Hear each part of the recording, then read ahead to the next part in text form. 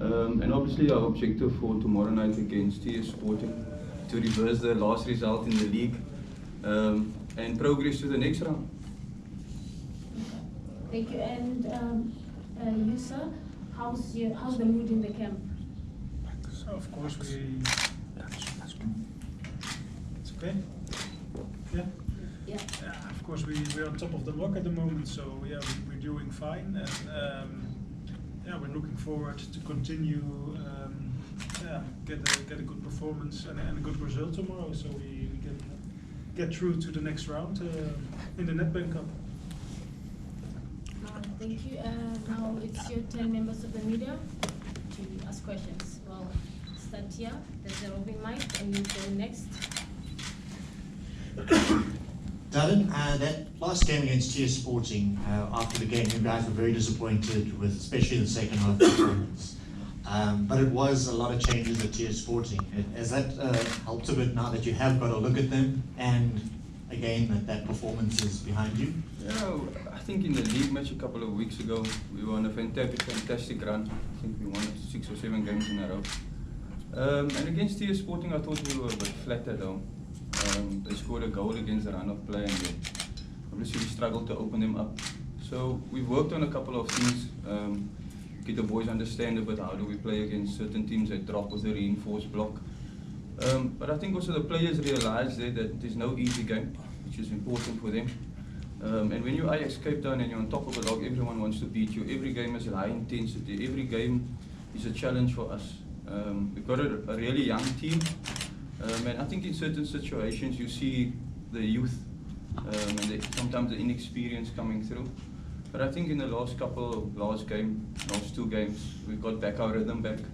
And that's important that we continue with our rhythm tomorrow night, because it also serves for us important that we put in good performances, and that helps us in the league as well. And obviously distractions for the team with what's happening off the field, or is it just focusing on the games? Yeah, I think we went away in the Free State with a difficult period. But I think the players adapted well, full credit to them. They've been fantastic on training since the coach obviously left. And they've refocused themselves. They were disappointed, but I think they refocused themselves and they understand the bigger picture of the club itself. And that is not about one individual, it's about the bigger group, the institution of Ajax, that we want to see Ajax back in the PSL next year. And they're driving themselves. The players have been fantastic all season, and they're still being fantastic. They're working hard, like I said, so we can only take it from them. Thank you. So Can I just talk? oh, you can, yeah. Some of the key players for you in this game, for you guys, and who are some of the danger players from the other side? Yeah, I think for us, I don't think there's any key players for us actually. Everyone has contributed, like I said, fantastically in their positions. And our experienced players are the most probably important, because they guide the young ones. They bring the calmness in the game. They bring the good attitude on training, our experienced players. A couple of them, who are they? Obviously we start with our captain, Isaac and Slapo, our goalkeeper, Nick Isvan, Grant Magaman, Junior Sibande, Alizar Rogers. So those are the guys actually that we look to control the dressing room before the game, get the vibe, get the focus actually, which is important for them because they're so young. So yeah, we look forward to obviously tomorrow night. And their side, their danger players. Yeah. And how will you counter them? I think the last game we played and the game we played against them in the league, they got quite a danger up front. Choke that plays up front. He's quite a mobile player. He likes running in the deep. He's got individual brilliance where he can run with the ball and take you on. He creates moments for them in your attacking third that is always a threat. So we need to deal with him. And then obviously in the midfield, I think they've got some players there that is quite physical, who close up the lines quite quickly, who can press. But I think if I look at our team, player for player, you can almost say that majority of our players in 1v1s has been very good. So yeah, we just have to take care of Choker and continue the way we play. Thank you. Hi, Coach. I understand you said at the beginning of the season your plan was to play in all competitions. But personally, as a coach, if you were to choose between the two, would you choose the Nedbank Cup or would you choose the league? Look, it's a tricky question, but like I said at the beginning, we want to do well in all competitions. We're not choosing any competition. We want to progress. We want to challenge for trophies. We want to win trophies this year. If it's a Nedbank Cup, if it's a league, we're going full out to win it. Because at the end of the day, like I said, once the players buy into something, we don't want to get a mindset to them that this is just another game, because it's not another game. Every football match we treat the same. Coach? Sorry, I'd like everyone to remember to please introduce themselves and Yeah. where they're from before asking a question. The next question's over here. I'll come through to Ayanda just now. Thank you. I'm Jaga from the Daily Voice. I'm going to split the question to the coach and the player because the experience is obviously different.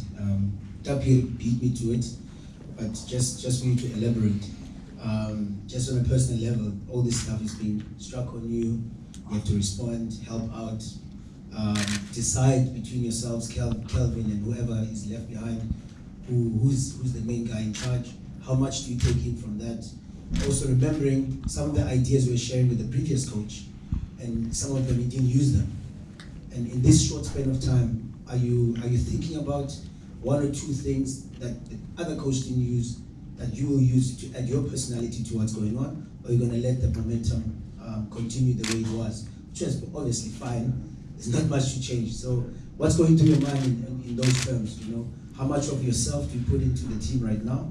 And are you thinking about doing that at all? And then to the players, there's as much as there's every game to play for.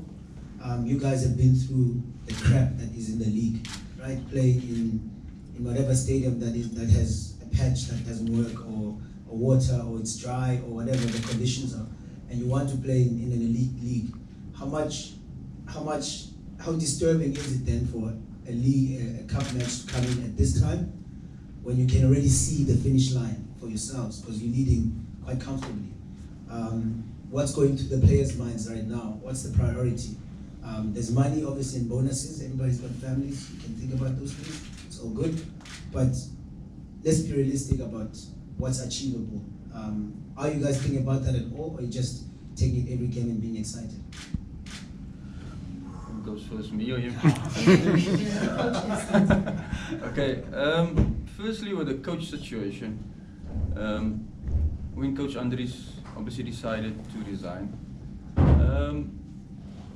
the chairman of the club said to me and Calvin, look, run with the team for now until they make a decision on what they want to do. So up until today we haven't actually, they're still deciding. Regarding us changing anything, I don't think we're going to change anything. The reason being, Ajax philosophy has always been Ajax philosophy. Our coach stick to the Ajax philosophy.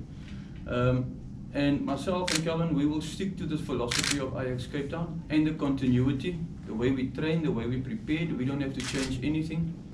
And once the players bought into the philosophy of Coach Andries, how we trained them, what he did, how we managed them. And we're going to just continue with that. 10 games to go, we don't have to disrupt anything. Yeah, here and there maybe, you know, you put maybe a personality thing or something, how you deal with players. But I don't think we're going to change anything. Yes, it was quite a long question. A lot of information. Would you like him to repeat the question? No, I think where I more or less going to be. But for us, yeah, we always say control the controllables. And yeah, when we go away games and there's no water after a game or there are bad pitches, it is what it is. There's just a job to be done, and it's very dangerous to take this game not seriously, because you can lose structure, you can lose confidence. It can slip quite easy through your hands if you are 100% concentrated in every game we play, because you see the results. It's always narrow. It's always 1-0, 2-1, 2-2. This has never have been a league for 6-1 scores. So we always have to take that in notice and be prepared as always for 100%. And So also this game is very important for us to continue the process we're in, and that's what we want to do.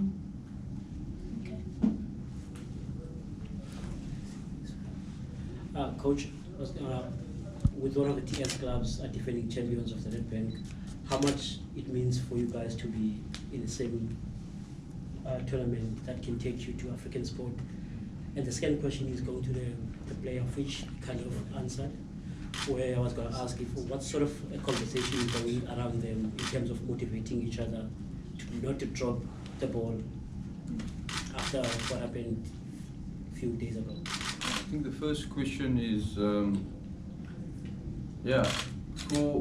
for us is obviously we'd love to get the experience against playing against the PSL clubs. We're a team that is growing, we're a club that is growing. We've got young players, and for them to play against good opposition is always very important, so they can actually see where they are in their development. For our senior players, I think it's easier for them to play against this because a lot of them played at this level already, where they can experience it and they can share their experiences. So part of our club, as you know, we focus a lot also on youth development. And we've got some 17-year-olds in our squad. And part of their development is always the bigger picture. It's not just about football, it's socially, how they deal with situations, what they do off the field, what they do on the field, the behavior, the experiences they get from our experienced players. So this is just a great competition, the Nedbank. We saw what TS Galaxy did last year.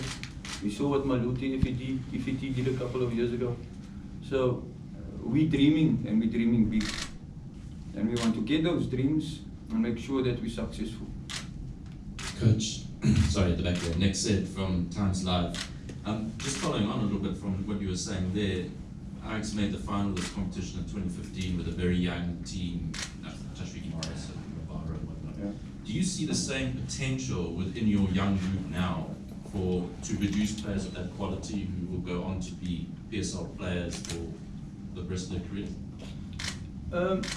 As you know, if you look at majority of our clubs in the PSL, you see Ajax players all over.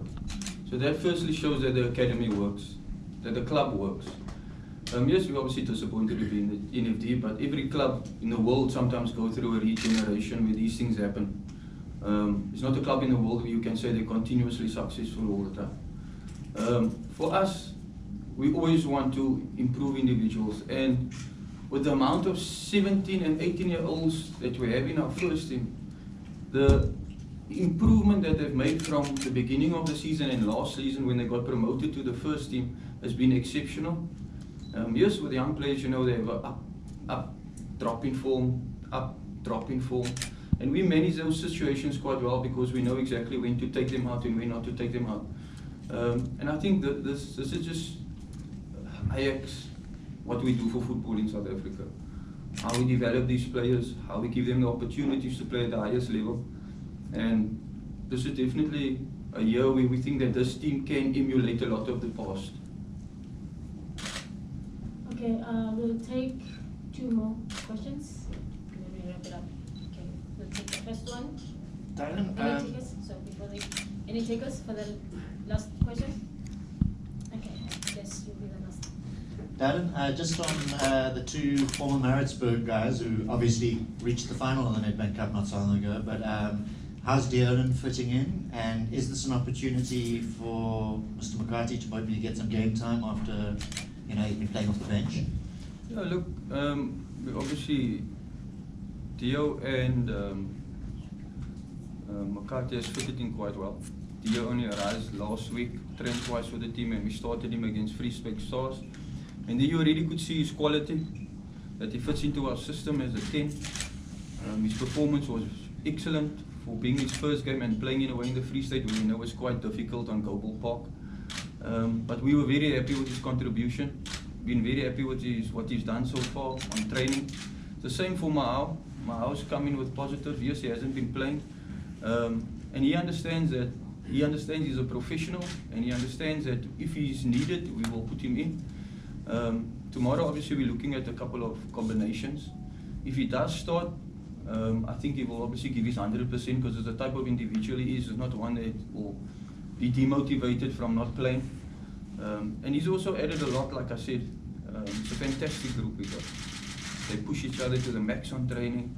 And yeah, when they get the opportunity, I'm sure they'll stand up and put their hand up to say, Coach, I'm also here.